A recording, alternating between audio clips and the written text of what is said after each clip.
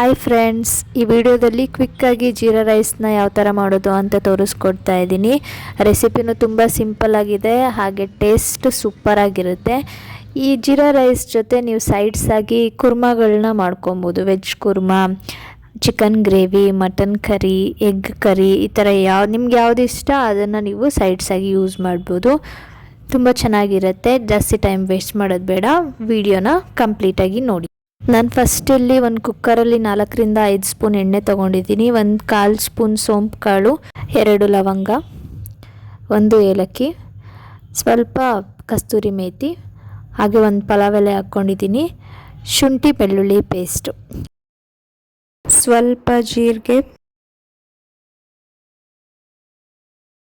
1 medium size ಈರುಳ್ಳಿ cut ಮಾಡಿರೋದು, 6 ಹಸಿರು ಮೆಣಸಿನ್ಕಾಯಿ ಹಾಕ್ಕೊಂಡಿದ್ದೀನಿ, ಸ್ವಲ್ಪ ಅರಿಶಿನ ಪೌಡರ್. ಇದಿಷ್ಟು ಹಾಕ್ಕೊಂಡು ಮಿಕ್ಸ್ ಮಾಡ್ಕೋಬೇಕು.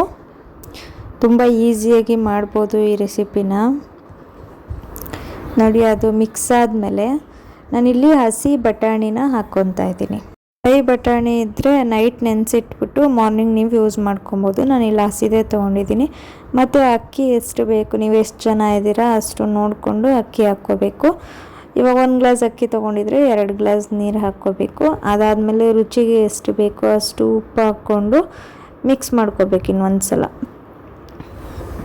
ಮಿಕ್ಸ್ ಮಾಡಿಕೊಂಡು ನೀವಿಲ್ಲಿ ತುಪ್ಪ ಬೇಕು ಅಂದರೆ ತುಪ್ಪ ಹಾಕ್ಕೋಬೋದು. ನಾನು ತುಪ್ಪ ಏನು ಹಾಕಿಲ್ಲ. ಲಿಡ್ನ ಕ್ಲೋಸ್ ಮಾಡಿ 2 ವಿಸಿಲ್ ಬಿಟ್ಟು ಮತ್ತೆ ಓಪನ್ ಮಾಡಿದೆ. ನೋಡಿ, ಇದಿಷ್ಟೇ ಜೀರಾ ರೈಸ್ ರೆಡಿ ಆಯಿತು. ಗೀ ರೈಸು ಸೇಮ್ ಇದೇ ಥರ, ಬಟ್ ಅದಕ್ಕೆ ತುಪ್ಪ ಹಾಕ್ಕೋಬೇಕು ಜಾಸ್ತಿ, ಅಷ್ಟೇ. ಸೇಮ್ ಇಂಗ್ರೀಡಿಯೆಂಟ್ಸು, ತುಪ್ಪ ಜಾಸ್ತಿ ಯೂಸ್ ಮಾಡಬೇಕು. ನೋಡಿ, ಇಷ್ಟೇ ಸಿಂಪಲ್ ಈ ರೆಸಿಪಿ. ಲಾಸ್ಟಲ್ಲಿ ನಾನು ಸ್ವಲ್ಪ ಕೊತ್ತಂಬರಿ ಸೊಪ್ಪು ಹಾಕ್ಕೊಂಡಿದ್ದೀನಿ. ನೀವು ಕೂಡ ಟ್ರೈ ಮಾಡಿ ಮತ್ತು ಹೇಗಿತ್ತು ಅಂತ ಕಮೆಂಟ್ ಮಾಡಿ. ಯಾರೆಲ್ಲ ವಿಡಿಯೋನ ಕಂಪ್ಲೀಟಾಗಿ ನೋಡಿದ್ದೀರಾ ಅವ್ರಿಗೆಲ್ಲ ಥ್ಯಾಂಕ್ ಯು ಸೋ ಮಚ್. ಮತ್ತು ನೆಕ್ಸ್ಟ್ ವಿಡಿಯೋದಲ್ಲಿ ಸಿಗೋಣ. ಅಲ್ಲಿವರೆಗೂ ಬಾಯ್ ಬಾಯ್ ಎಲ್ಲರಿಗೂ.